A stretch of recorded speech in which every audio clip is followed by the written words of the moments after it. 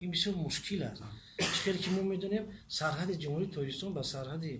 دولت اسلامی افغانستان از اون جمله خود ولایت خاتون یک سرحد طولانی را تشکیل میده و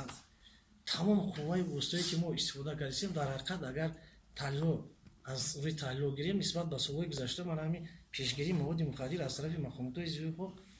جمع کرده شده است. ببینید که در یک سال 2016 و 2015 زیاده از 30 نفر من شهروندای جمهوری افغانستان به ضرر رسیده شده و همین رو اعلام کردن هستم که کشت کاری من مواد مخدر یعنی کوگنور در سال 2016 ببینید که